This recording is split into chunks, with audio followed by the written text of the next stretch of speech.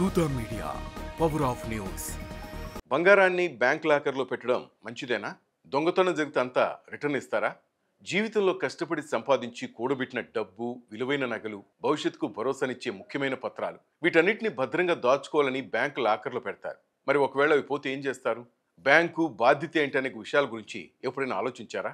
జీవితంలో కష్టపడి సంపాదించి కూడబెట్టిన డబ్బు, విలువైన నగలు, భవిష్యత్తుకు భరోసానిచ్చే ముఖ్యమైన పత్రాలు వీటన్నిటిని భద్రంగా దాచుకోవాలని ప్రతి ఒక్కరూ కోరుకుంటారు. అయితే వాటిని దాచిపెట్టడానికి బ్యాంకు లాకర్స్ కొత్తగా తెలంగాణ కాంగ్రెస్ ఇన్ఛార్జిగా బాధ్యతలు బ్యాంకులు సీసీ కెమెరాలు, కట్టుదిట్టమైన భద్రత, అలారం సిస్టమ్స్ వంటి వాటితో పూర్తి భద్రత కల్పిస్తాయి. అయితే ఖాతాదారులు ఆర్బీఐ పెట్టిన కొన్ని రూల్స్ పాటించాల్సి ఉంటుంది. ఈ రూల్స్ ప్రకారం లాకర్లో ఏం దాచుకోవచ్చు, ఏం దాచుకోకూడదు, ఒకవేళ నష్టం జరిగితే బ్యాంకు బాధ్యత ఏంటి అనే విషయాల గురించి తెలుసుకోవాలి.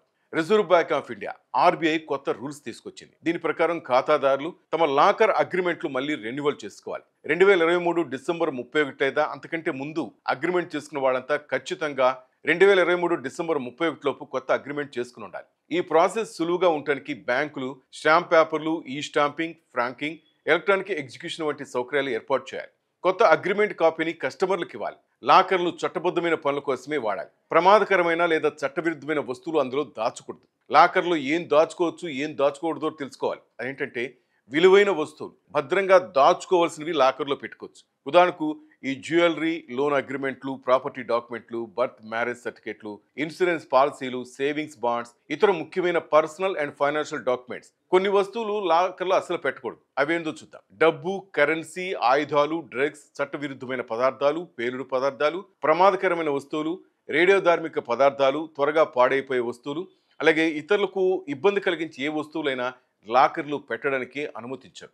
ఒకవేళ బ్యాంకు నిర్లక్ష్యం వల్ల కానీ, భద్రతా చర్యలు సరిగ్గా పాటించకపోవడం వల్ల కానీ, లేదా బ్యాంకు ఉద్యోగుల మోసం వల్ల కానీ ఏదైనా నష్టం జరిగితే బ్యాంకే బాధ్యత వహిస్తుంది. అలాంటి సందర్భాల్లో బ్యాంక్ కస్టమర్కు యాన్యువల్ లాకర్ రెంట్కు 100 రెట్లు పరిహారం చెల్లించాలి.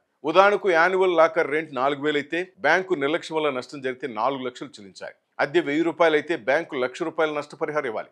ఒకవేళ లాకర్ యజమాని చనిపోతే లాకర్ యాక్సెస్ అగ్రిమెంట్ రకాన్ని బట్టి ఉంటుంది. నామినీ ఉంటే నామినీ లాకర్ తెచ్చి అందులోని వస్తువులు తీసుకోవచ్చు. జాయింట్ లాకర్లు అయితే జాయింట్ ఆపరేషన్ సూచనలు ఉండి నామినీలు రిజిస్టర్ చేస్తుంటే నామినీలు కలిసి లాకర్ను యాక్సెస్ చేయొచ్చు. సర్వైవర్షిప్ క్లాజ్ ఉన్న లాకర్లకు ఇద్దరిలో ఎవరైనా లేదా సర్వైవర్ వంటి సూచనలు ఉంటే బ్యాంకు బతికున్న వ్యక్తికి లాకర్ యాక్సెస్ ఇస్తుంది. ఈ రూల్స్ అన్ని పాటిస్తే కస్టమర్లు లాకర్లను సరిగ్గా వాడుకోవచ్చు. హాయ్, నేను మీ ఆర్పి పట్నాయక్. ప్లీజ్ సబ్స్క్రైబ్ టు దూత media. For more updates please subscribe దూత మీడియా.